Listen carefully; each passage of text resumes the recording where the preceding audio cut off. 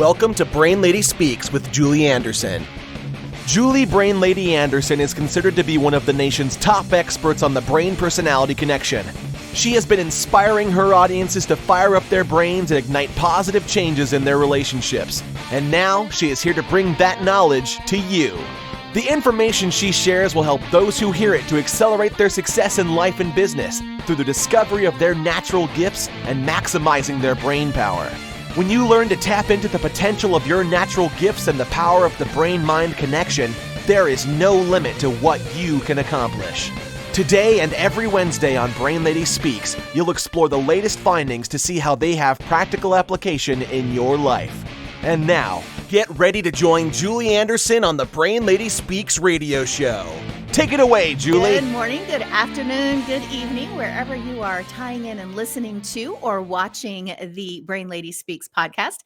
I am Julie Anderson, also known as Brain Lady Julie, and I am honored that you are taking the time to spend with myself and my guest today. And we have an amazing, we're having so much fun prior to the clicking record in our conversation. And I am, again, very, very happy and excited to have Miss Marieke.Steen on the Brain Lady Speaks show today. Or is it Steen? Is it Steen? It's Steen, Correct. yeah. It's Steen, Marieke.Steen. Yeah. Especially excited because she has graced us with her presence from Belgium. So we are keeping her up late tonight for this very special interview, and I'm very excited for the conversation that we're going to have. So before we start that conversation, let me give you a little bit of that professional background on her, so you know where she's coming from, because she's quite the amazing woman. Marieke is a functional nutritionist and migraine coach. She helps women in their 40s to ditch their migraines and love and live a normal life. She is on a mission to help as many women as possible discover migraine and hormone freedom. She is the creator of Migraine Freedom, a program that helps women to get at the root cause of their migraines and balance the sources of inflammation to get pain-free. She has been featured in the Hormonally Speaking podcast and the 2021 Hormone Summit. When she isn't speaking about migraines, gut health, or hormones, you'll find her outside in nature, cooking, hunting for herbs and veggies at the farmer's market, exercising and trying new relaxation techniques, or hanging out with friends. I love that. I love that. If we weren't so far away, we'd have to go hunting for those fresh fruits and veggies together. So welcome to the show. Thank you. Thank you. I'm glad to be here, Julie. I'm really honored to be on your show.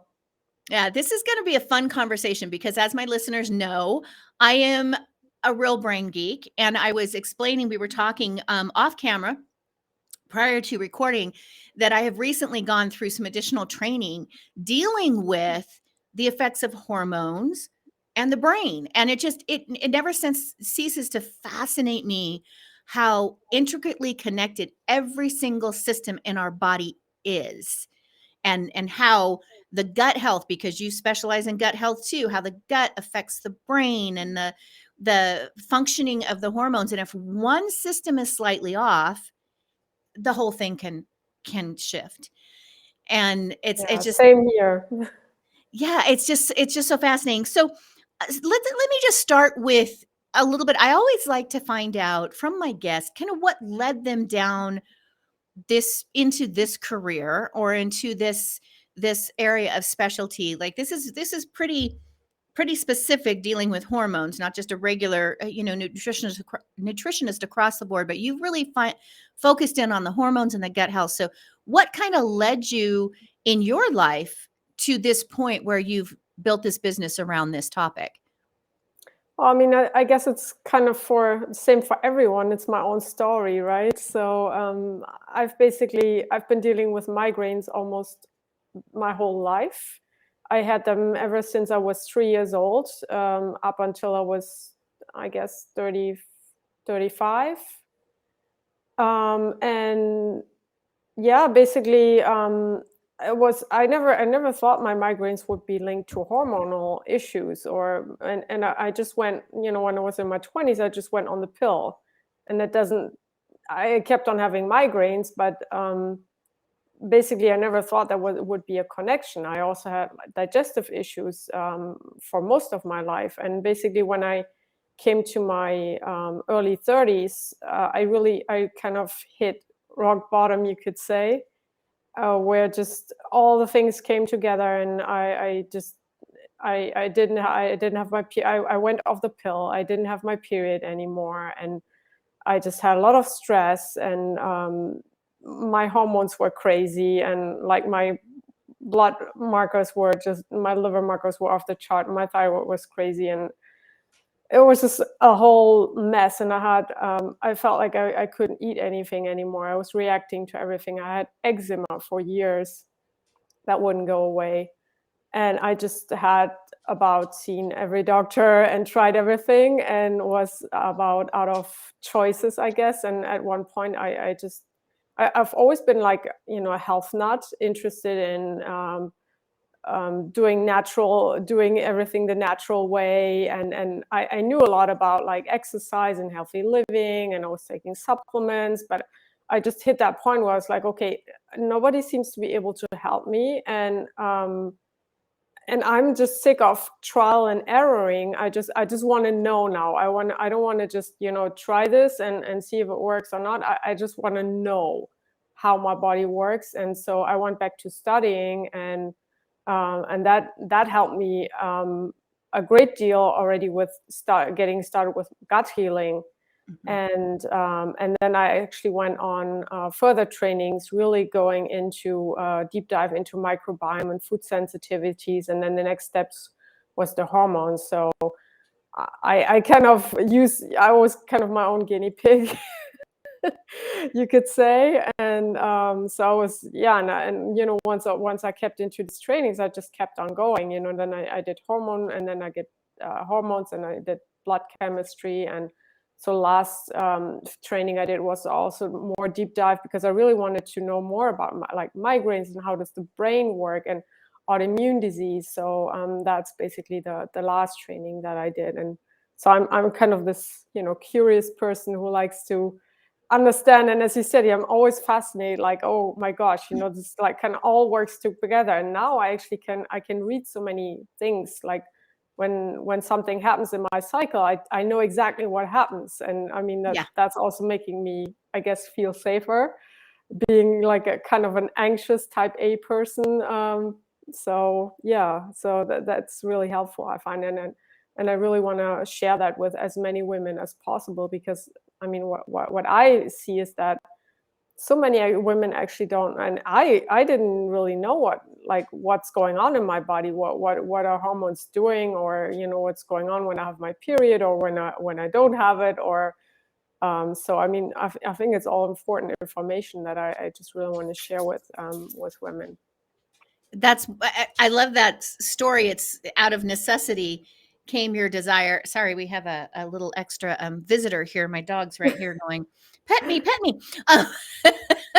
It's when we have those life experiences, it kind of causes us to get desperate when you're not finding it in the medical, in the traditional medical platform. And it's interesting to me that things like migraines really aren't about the head, right? Like, it's not always about the head. It's not always about, I mean, yes, the symptoms are coming up here, you're feeling it here, but it's something in your hormone. It can be the your brain hormone. Actually doesn't feel pain, right? Right. Although we feel so much pain when we do have a migraine, but it's right. all about the neurotransmitters and basically what's been communicated to the brain. So yeah. So it's fascinating. And as we were discussing before, I've just recently finished a training myself that talked all about the different hormones for men and for women, the progesterone, the estrogen, the testosterone, the primary hormones. There are secondary hormones, obviously, but those primary hormones that we see in both the XX combination and the XY combination, men and women. And it's just fascinating, some of the statistics. And now I fully understand. Here I am at 57 years old, and I just now really understand that whole hormonal cycle clearly that a woman goes through, and how that affects her brain and the neurotransmitters, the dopamine, the serotonin, all this kind of stuff. But we had you had said to us, and this is the title of this particular, although I think we're going to talk about a lot of things, that women are actually at higher risk of Alzheimer's and dementia. Yeah. And in the study that I was doing, this recent class that I said, they brought that out, that women, if you've had a hysterectomy that causes disruption in that hormonal balance, and you're at twice the risk of developing Alzheimer's. So cue us in on that. Give us some information, because that's just like, if you're in your 20s and your 30s, you really want to know this information. So what is that correlation? Why is it that women are at higher risk? Yeah, and I mean, I don't mean to scare anyone here or say that, all women will get Alzheimer's. I mean, there's different factors, of course, right? And like the first one is the genetic one. If you have the APOA gene, you have a higher risk of getting Alzheimer's. But even if you do have that, it doesn't mean that you will get it, because with lifestyle and also, keeping your hormones balanced and having the right lifestyle and diet, you can actually do a lot to counter that. So why I was saying this is basically women are at higher risk, and it's basically because of 3 hormones. So the first one is estrogen, the second one is cortisol, and the third one is insulin. So, I mean, we often actually don't think, when we think of hormones, we think estrogen, progesterone, testosterone, and that's it, right? Right. But cortisol and insulin are 2 very important hormones, especially for women.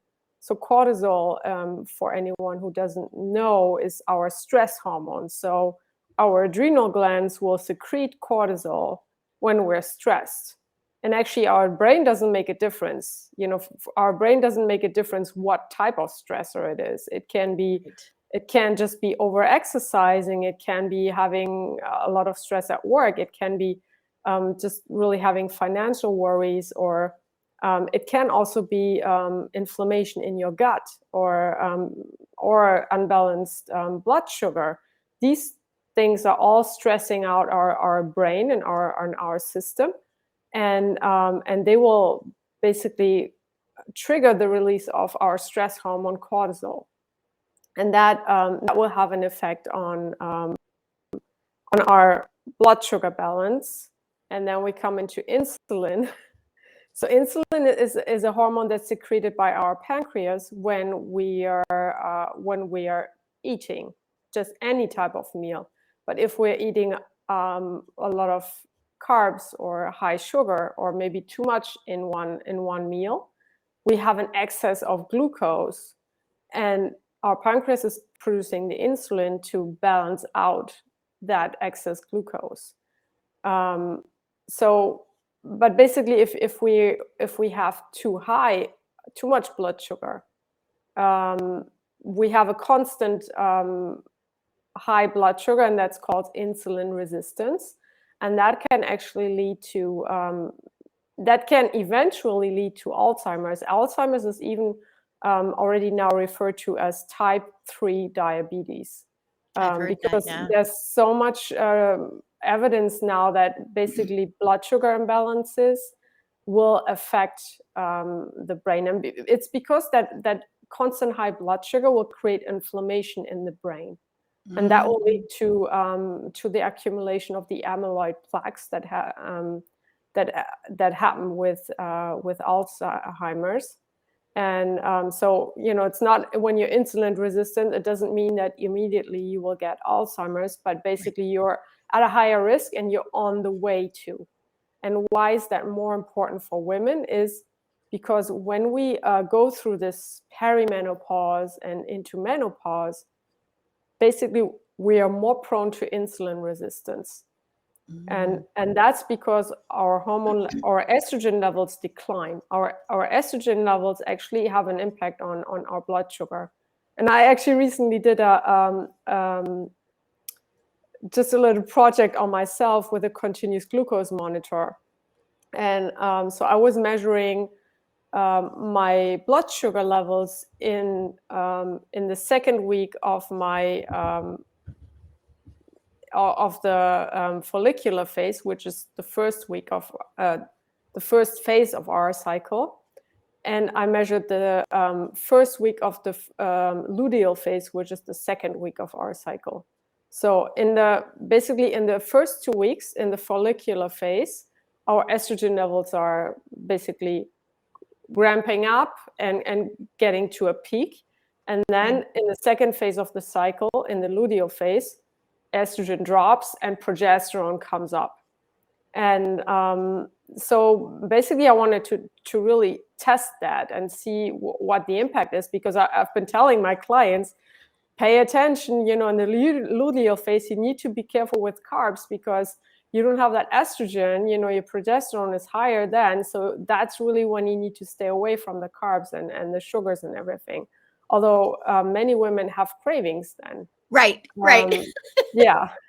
And from a chemical point of view, what's going on is that progesterone is basically preparing your body to carry a child. So those same things that you would experience if you're pregnant are going to be the things that you experience during that high progesterone. So all those cravings and all those things, that kind of happens in that same section of your cycle. Yeah, that's true. Although I always feel that basically the better we eat in the first phase of our cycle, the less we are actually impacted in the second phase. But yeah, basically coming back to that experiment, so I was measuring my blood sugar, and when I was having the same meals, and there was a 10-point difference in the second phase of my cycle. My blood sugar was 10 points higher, although I was eating the same thing. Interesting. So I found that really powerful to actually see that kind of data for myself. Interesting. As kind of a proof really for that. So yeah, basically estrogen has a big impact on our blood sugar sensitivity. Mm-hmm. And when the closer we actually get to menopause, the less estrogen we will have, and that's different for every woman, right? For me, it started pretty early, and it's kind of going very gradually. But I mean, some women will not have any symptoms, and at 48 they will just go boom into menopause. And so I mean, it's different for every woman, right? So it doesn't mean that every woman will have these symptoms or will experience it at this degree. It's just true that estrogen is declining for all of us. It's just for some women it's going more gradually, and for some women it just really like goes down like that, and they just go into the switch into menopause. So yeah, now that's so interesting. So obviously it affects women more because men don't have that cyclic thing going on that messes with the cortisol and the insulin. And I have heard that the statement that, insulin or diabetes is now or Alzheimer's is now being considered almost that type 3 diabetes because of how devastating it is or how devastating the not eating right and having too much sugars in your too much insulin into your body is for your brain. It's so it never ceases to amaze me how every single thing we do, from the way we breathe to the way we, interact with nature, to the way we eat, to the way we think, how all of those things affect our brain health in either a positive or a negative way based on what we're doing. So we understand that, and you kind of explain the insulin resistance piece of it. And this might be a good time to throw out, whether it's reaching out to Marieke or a health professional, if you are experiencing a lot of these imbalances or any of these symptoms, then reach out. Double check with your doctor. Anything that we're going to say here, take as interesting information, but verify everything with who you are currently interacting with. And if you're not satisfied with that physician or medical practitioner, then by all means reach out to someone like Marieke and get things checked before you just all of a sudden make a dramatic shift, right? Because I have to always do that little disclaimer that it isn't medical advice. Yeah, You want to actually Yeah, you want to actually have that professional consultation. This is just really more informational, but it's fascinating, and it really should help or make women stop and think and pay attention. So when we know that the insulin resistance or diabetes, any of that, is really hazardous on the brain in so many ways, and then of course it leads to those neurological degenerative diseases or dysfunctions. What are Yeah, the some first one is brain fog, right? I mean, how many women experience brain fog in perimenopause? And Mhm. and that's usually the blood sugar talking when you go like you go into a room, or you're searching for your keys and you have them in your hand, or you go somewhere and you're like, oh, you don't actually remember what you were about to do right now, or you're searching for your words, not remembering things. So this kind of foggy thinking or cloudy brain, that's an inflamed brain. But it's also, to be fair, it's also something that will happen to all women once they really go into menopause, when your estrogen levels get so low. There's so many estrogen receptors in our brain, and when the estrogen levels really drop, our brain actually needs some time to adjust to that. Mhm. So really, when we go into menopause, everyone will experience brain fog or these kind of memory lapses, and that will actually get better once we are post-menopausal, when our brain has adjusted to that. That's good. So a lot of perimenopausal and menopausal women right now are going, "Oh, there's a light at the end of the tunnel? You mean it's gonna be okay?" So connect it to, you specialize in migraines, was one of the, one of the three main things that I think we said you specialize in. What's that connection between hormonal imbalance and migraines? Because there's so many, and I got to tell you, I've been in a couple of bad car accidents in my life and really messed Oh, up, sorry. the neck, and we live and Mm. we just go with it. But there are times when I'm grabbing that ibuprofen, and I do my little cocktail of the ibuprofen and the extra strength Excedrin, which is our painkillers here. But what we tend to do that in the moment, because we're in that kind of that anxiety of, I need to handle this right now. But when you're talking about something like a migraine, how can we, individuals who experience that, how can they look at things in their lifestyle or their diet, because you're a nutritionist? How can they look at that and say, well, wait a minute, maybe this doesn't have to, maybe this isn't what it needs to be. I can address this without having to go get the migraine drugs that may be very hazardous to my internal organs, or have, negative side effects, or, put me out for 24 hours. Like, how can you kind of work at preventing that ahead of time through your daily activities, meaning your nutrition, how you're feeding your body? Yeah, and that's actually what you said. It's all about prevention, really, in migraine. I mean, once you get to that stage where you have a migraine attack, I mean, there's nothing you can do. Right. And I mean, often taking for many people, even taking the strongest drugs, that doesn't even help them anymore at that stage. But what you need to do is really trying to not to get to that attack, right? And there's so many different causes for migraine. So basically, I mainly work with the hormonal migraines, and that's basically, so it's also something that often comes up in perimenopause, because we have these hormonal imbalances, Mhm. because first the progesterone drops, and then the anxiety might get higher. And we actually we always have a phase in perimenopause where we probably can't avoid estrogen dominance, and that's why also many women at that age get cysts, fibrocystic breasts, or they get cysts in their ovaries.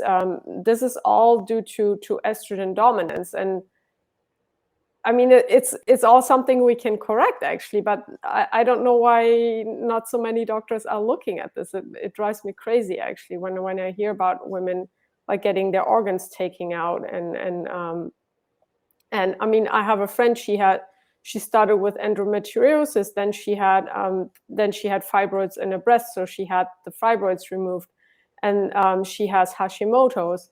And I said to her, oh my God, I mean, when are you going to address this estrogen dominance? I mean, this is why you're having all these things, and you're just getting organs taken out, and you're actually not addressing the root cause. I mean, at one point there will be nothing left to take out, right? So Right.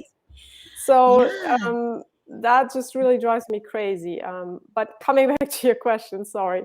No, I love that you threw that point of view in there, or that in there, because women are so desperate at this point. They're just like, whatever, take out the source, but that's not really the source. It's the imbalance. Yeah, exactly. Yeah, for sure.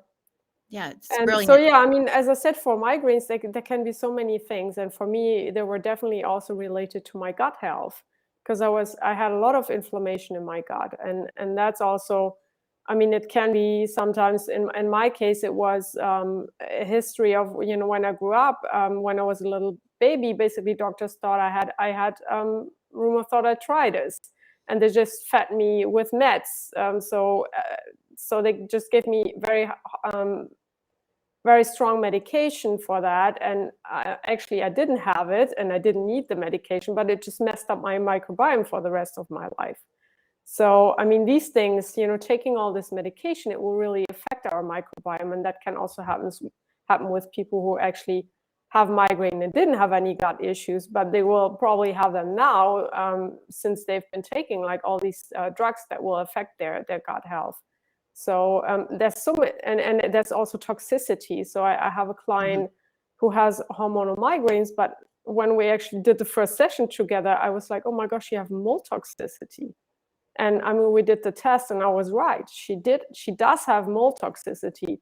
And so she does have a lot of histamine accumulation, which basically histamine and estrogen are very closely linked. So the more histamine you have, the more estrogen you will produce. And then the more estrogen you will produce, the more histamine will be released. So it's really like a vicious cycle. Yeah. And the histamine comes from the mold that she's reacting to. So she has hormonal migraines, and she has a wealth of other, health issues and all kinds of digestive issues. But she also had this really, I hear that for many migraines also the reflux, and she did have that. So she was just popping the antacids all day long, and so I talked to her about this, and basically we discovered she probably never actually had acid reflux. She was just having, it was kind of the same sensation that was caused by the histamine reaction that she was having. So, I mean, it can be, toxicity, it can be gut issues, it can be blood sugar imbalances, it can be dehydration. And often it's actually like all the things. Right. A little bit of everything. Yeah, exactly. Yeah. So it's not just the hormones, and then if your blood sugar is imbalanced, your hormones will likely not be balanced. So, I mean, that can always also play into that. So, I mean, as you said, it's just always, everything is always kind of connected, right? And that's also when and then depending on your genetic profile, it may be that you have that you have a higher, that you're basically a type of person who's prone to having migraines. So there's BDNF that make us prone to migraines, and those people also have a higher risk for Alzheimer's, actually. And there's also the histamine aspect. So some people will have a slower capacity to decompose histamine. So there's specific enzymes in our genetic profile that will make us decompose histamine at a faster or slower rate. And that may be also true for migraineurs that, have like an accumulation of histamine. So they may be paying attention to eating foods that are high in histamine, and making sure we can also have histamine producing bacteria in our gut that will actually attribute or add on to a histamine load Right. for that. Yeah. I actually And had a client who had this on his gut panel, and so he's an athlete, and I told him that when you're working out, you're also producing histamine naturally. Your body is producing histamine. So I mean, do you have like any rashes on your skin or something? And he said, you know what? I actually went to the dermatologist the other day, because when I go for a run and I get into the shower, it's like my skin is burning. I can almost not stand. And I said, well, there you go. So yeah. once we're through with the gut healing and we reduce those histamine producing bacteria, you will probably feel a lot better already. Yeah. So It's yeah. so fascinating. So fascinating. So now everybody who's listening is going, oh my gosh, I am going to die of, I'm going to have Alzheimer's, and I'm going to have gut issues, and I'm going to and I'm just going to give up, and I'm just going to eat whatever I want to eat and be happy. So let's talk practical solutions, because here's the beautiful thing, that one of the things, and I tell people what started me on my journey into the brain was, it's now been about 27 years ago. I was fascinated, like you, I was fascinated with just our body and how amazing it is and how it's interconnected, and why some people are sick and other people don't, can be in the same environment but don't get sick. Just the emotions. I was fascinated, and I always ate healthy. I tended to, when I was in my late teens, I was a health nut. Like I was eating very healthy, very organic, nothing that was processed. I made all the baby food, natural baby food from fruits Wow. and vegetables for my first son. I will say I've had 3 boys, and my first boy got the best, but my second boy was born premature. Long story, lots of health issues, and I kind of like stressed out. I still did organic, but I just didn't make it myself. I purchased it. At any rate, I was always fascinated with that. So once I had my 3 kids, I started studying for a degree in natural health. I wanted to be a doctor, have a PhD in natural health. And one of the courses was psychoneuroimmunology, which is a connection between your thoughts, your brain chemistry, and your immune system. And that kind of diverted me from that path. But I've always been fascinated with, if you give the body the right tools and you balance the body, then the body is going to have, and it's not all the time, right? There are some people who have chronic illnesses that the medication is absolutely imperative for their life.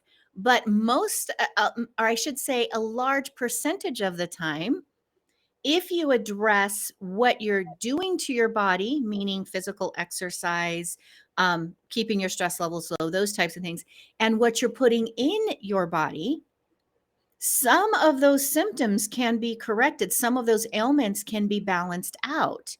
So now let's look at the nutritional point of it. What can individuals listening, if they're not at that point where they're ready to have all the blood work done and all the panels done, what are just some good daily routines, patterns of eating, types of foods they should eliminate? I'm always like, get rid of anything that has partially hydrogenated oil. That is one of my pet peeves. Yeah. Right? Eat butter, not margarine. Don't do it. Yes. Manage the amount of Thank butter. you. Amen. Like, oh my gosh, if people really knew what that was made out of and why it was made, which is a whole nother show, so we won't get into it here, but it's just like artificial colors, artificial, all this stuff. So what advice would you give for the listeners who can say, where do I start? Where do I start? How do I start to clean up my life? What are some things I can do nutritionally to start working on my body right now? Yeah, and I think the easiest thing that I always say and recommend to women is start with a high fat and high protein breakfast. And there's so many people actually just have coffee for breakfast, or they will have like something sweet. And that's when our blood sugar is very sensitive in the morning. Mhm. And that's when we're basically setting ourselves up for the blood sugar roller coaster. So we first have coffee and maybe have like a croissant or something sweet with it, or maybe like a Lara bar or something, which is also full of sugar. Yes. So then we're actually at 10 a.m.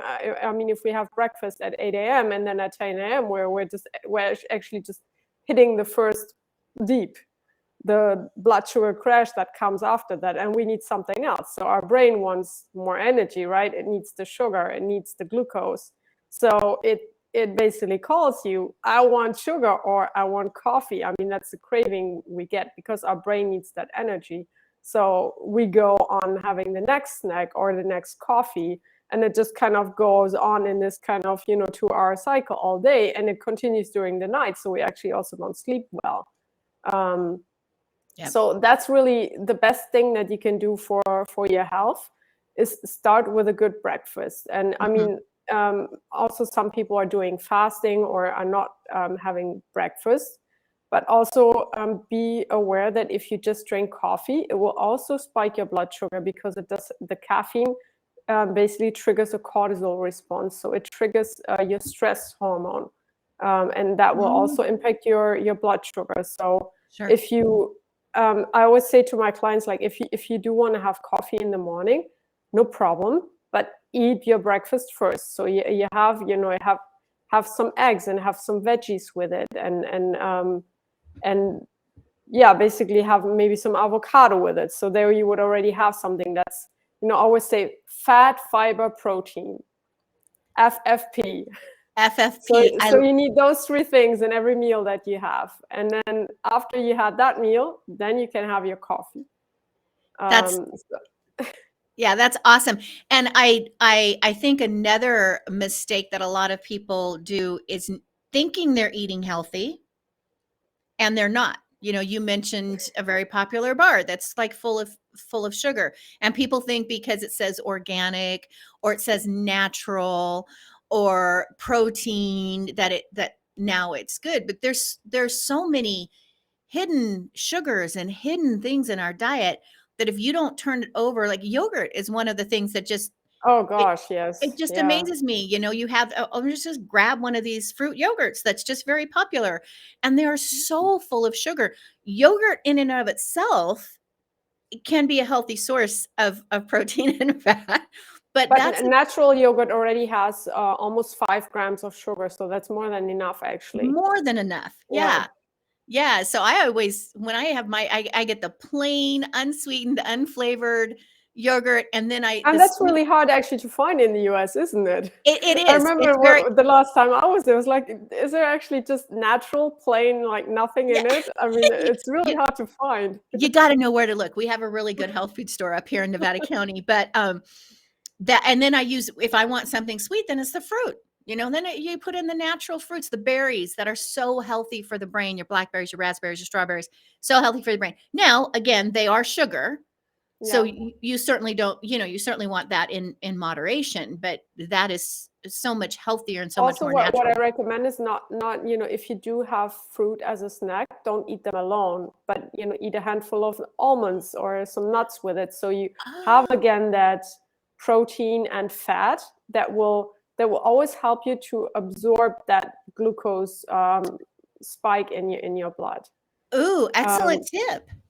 Yeah, so basically, and as I said, I mean, the older we get, the more difficult it actually gets to keep our blood sugar balanced. So actually, the foods that maybe we used to eat, we will see that, oh, actually now I'm gaining weight, and it's all kind of, I'm just getting this muffin top, it's just all on the belly, and that's a typical insulin resistance weight gain, really that kind of muffin top when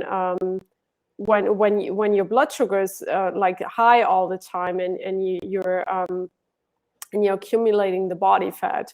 So really what you need to be careful with the foods that you always used to eat and that were always good for you, and now you actually see you can't anymore, and you feel like, oh, my body's betraying you, or I'm going crazy, but it's actually the lack of hormones. So of course there's bioidentical hormone therapy, and there's also hormone therapy. I always recommend bioidentical hormones because they're the only hormones that actually do the exact thing that your real hormones are doing. But yeah, to an extent, you can also manage it with, your food and your lifestyle. So, starting your day with a high protein, high fat breakfast. Make sure you have fat, fiber, and protein with every meal. And stress is a very important one. And that's also basically, once progesterone declines, we actually have a rise in cortisol. So we need to make sure that we take extra care. So it's really not the time anymore to run after caring for everyone else anymore, but taking care of ourselves, or taking care of yourself. Yes. So it's really very important, and I know it's very difficult for many women who are just so used to just serving everyone else and not thinking about themselves. But this is really the time where you need to start doing that. And if you don't, at one point it will come back to you, and then you will not have a choice anymore. Yeah, very true. Your body starts to crash and you have to address it. So for those of you who might be younger and don't have a ton of these symptoms, now's the time to start paying very close attention to your self-care. How do you so people hear me all the time say exercise, because exercise, one of my favorite quotes, I don't know if you've seen the movie Legally Blonde, but Elle Woods and her whole explanation as to why her client couldn't have possibly killed her husband was that exercise creates endorphins. Endorphins make you happy, and happy people just don't shoot their husbands. So I'm a big I am a big proponent of exercise. I know that studies have shown about 40 minutes of cardiovascular daily is going to be so healthy for your brain, but it also has a great detoxifying effect. So when it comes to physical activity, what do you suggest for your clients? Yeah, I definitely recommend exercise, but there also you need to listen to your body. And I mean, if you haven't exercised at all, like any exercise will feel hard, right? If you're just getting started, it will feel like, oh God, I mean, this is so heavy. No, I don't, I'm just gonna sit down on the couch again. So, I mean, that's not the kind of listen to your body that I mean. I mean, in the sense that too much exercise is actually doing the contrary. So it's again putting us in this stress spiral. It's stressing out our body, and it's actually not doing us any good. So moderation. And everyone is different, and it also depends on what's kind of your threshold, right? If you're fit and you're in a good situation and you feel good and you don't have but then you can probably do much more than a person who already feels like, oh my gosh, I have the kids and I have the job and I need to cooking and you're juggling all these things and you already feel like, oh gosh, and exercise, okay. So I mean, I think it's about many people think that, okay, well, I can't do 1 hour, so I'd rather not do it at all, because I always say, start with 5 minutes. And if your day is crazy, just get it when you get up in the morning, just do 5 push-ups if that's all you can do, and then just do it more and do 6 and 7 and 8, and maybe do a plank and then add some more. And as your body get used to, you also you get into the habit, right, of doing it, and then you kind of create this dopamine, and your brain wants to do it again, right? So right. That's kind of how you create a habit. But also, if it's just walking, and I mean, I often recommend to my clients to just go for a walk around their lunch break if that's all the time they have. But it's also basically getting them out of that office building and getting some fresh air.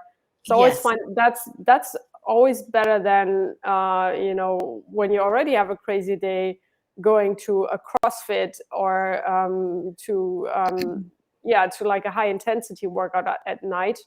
It will probably not do you much good. And especially if you're already in this kind of hormone phase where your progesterone is declining, I think actually more gentler type of exercise, like maybe Nordic walking and yoga, and also really weight bearing exercise is very important.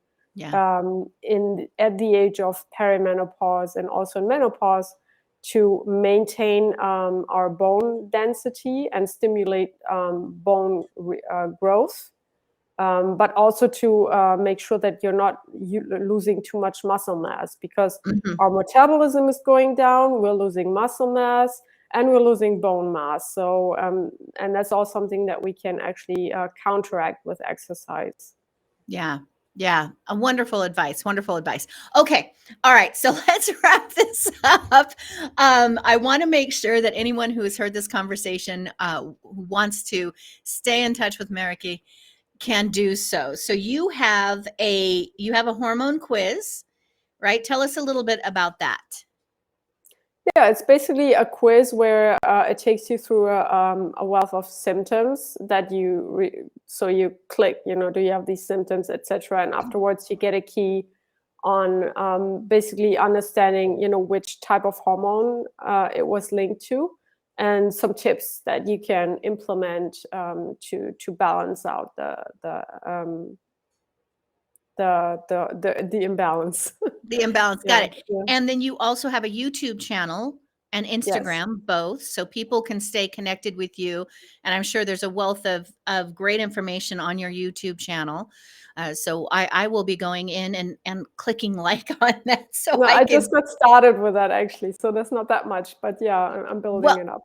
that's okay. I'll be one of your fans and followers from the induction of it. So Yeah. and then you can follow her on LinkedIn and Facebook and Instagram.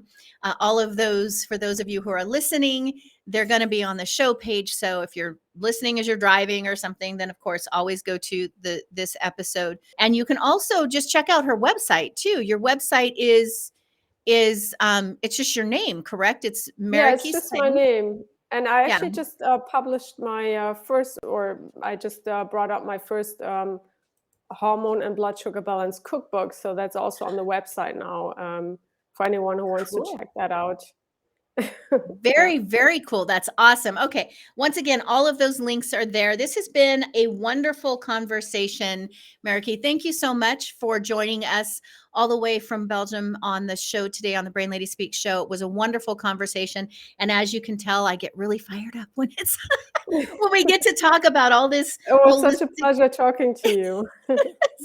So thank you for being here. And for those of you who want to stay connected with us with the Brain Lady Speaks podcast, our videocast, please, please, please follow us. Give us a thumbs up. You can go to brainladyspeaksradioshow.com or brainladyspeaks.com and find us on any of the channels that we're at. We also have the YouTube channel, Brain Lady Speaker, right? So join us, follow us, connect with us. These are valuable conversations for so many people. Perhaps you know someone who could really benefit from hearing this information. Maybe they're miserable in their life right now. Their health is not good. They suffer from migraines. They suffer from all kinds of imbalances. And you're like, wait a minute, there's help out there that's not just, popping a bunch of pills. So share it, share the information with them and give us comments. Let us know what your feedback is, what you think. And we'd love to hear. If you have a topic that you'd like to see me cover on the Brain Lady Speak show, maybe you've read a book, maybe you've heard a speaker and you'd like for me to try to connect with them and get them on the program, then by all means, shoot us an email at info@brainladyspeaker.com. And that's brainladyspeaker.com. And we'll do our best to cover that topic for you and look into the information that you send us. Any other thoughts or concerns, then of course send it to info@brainladyspeaker.com.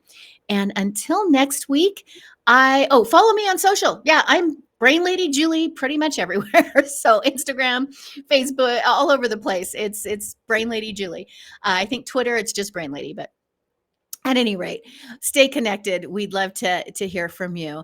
And until next week, I want everybody to just take a nice deep breath. There was a lot of information today, a lot of things that we are doing. Oh yeah, we just started our TikTok channel. I think we have 2 whole videos on there right now.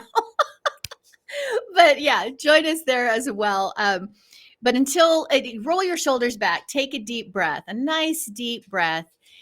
Go out there, get some sunshine. If you don't have sunshine where you're at, then just take some nice deep breaths of fresh air and simply enjoy every moment.